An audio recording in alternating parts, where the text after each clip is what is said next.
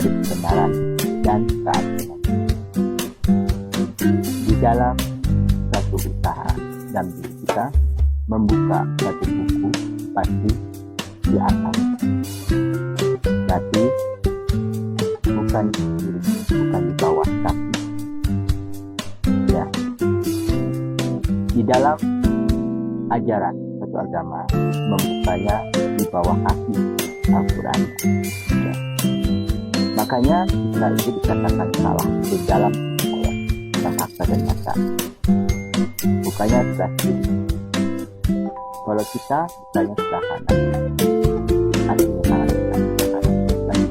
Sebelah kiri adalah tempat hidup yang nyata dan fakta, tempat kotoran yang kita lahir dalam rahim.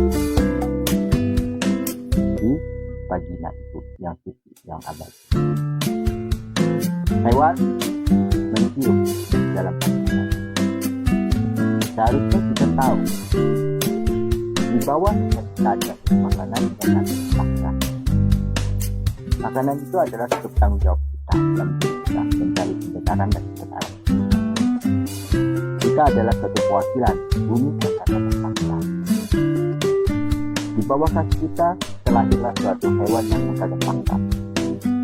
Hewan mengeluarkan kaki, manusia mengeluarkan kepala dua kehidupan yang sempurna.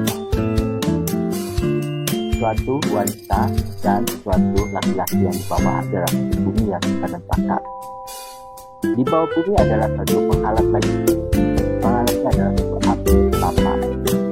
Penghalang di ibu adalah anak kandung yang nyata dan fakta. Adalah sebuah hati darah yang nyata dan fakta. Di atas darah merah, di bawah api yang nyata dan fakta. Tapi dilapis dengan satu kulitnya bumi yang nyata dan fakta. Diamlah yang di bawah, bergeraklah yang di atas adalah satu kita ketakutan menurut di dalam kaitan suatu kepala yang nyata dan fakta. Dan satu merintih juga kaki yang nyata lahirnya suatu kaki yang nyata dan fakta. Berdirilah dia yang nyata dan fakta.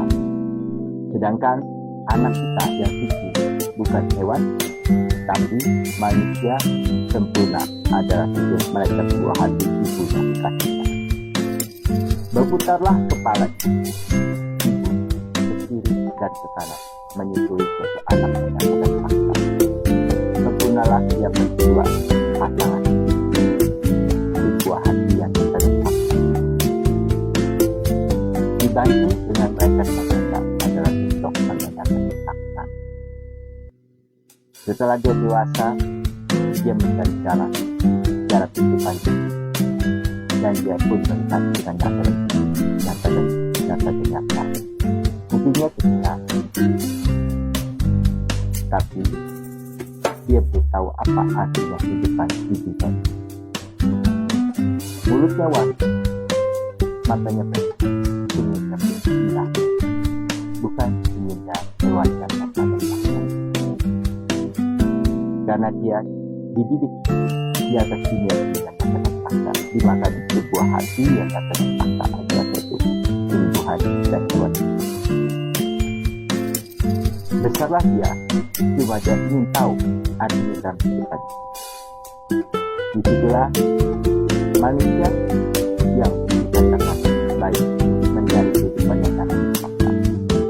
Apapun dipegangnya, apapun dirasakannya, itulah yang dirasakannya. Lalu dia dididiknya istrinya. Kalau istrinya itu pastilah dia sempurna. Yang dikatakan rohnya, yang dikatakan kuat dengan 4 sudut. 4 sudut itu adalah di utara, selatan, di belakang. Timur barat adalah tangan kita sendiri. Tidak mungkin tangan kita berputar seperti yang dikatakan seperti topan, yang dikatakan seperti diri, dikatakan lautan, samudra begitu, yang bisa menghancurkan diri manusia yang benar fakta. Apabila jadi itu, bagi kita tidak bisa. Kita bisa memutar, ikutilah gayanya bumi di batu 90 derajat Habis itu angkat lagi 12 jam, tukar lagi 6, tukar lagi 6. Berarti kalau kita lihat itu dia putar separuh 3, 9. Disitulah satu tunggal 12 lah jam, 12 jam ketemu 12 jam 24 jam itu kesempurnaan diri kita sendiri. Baru kita mengenal satu, roh dan jasad kita. Roh dan jasad kita. Roh dan jasad lain. Sempurnalah hidupku memandang satu di atas bumi yang nyata dan fakta. Jatuhlah ke bawah bumi adalah kehidupan yang indah dan abadi. Air adalah kehidupan kita. Apabila kita tidak berusaha, mulialah air itu.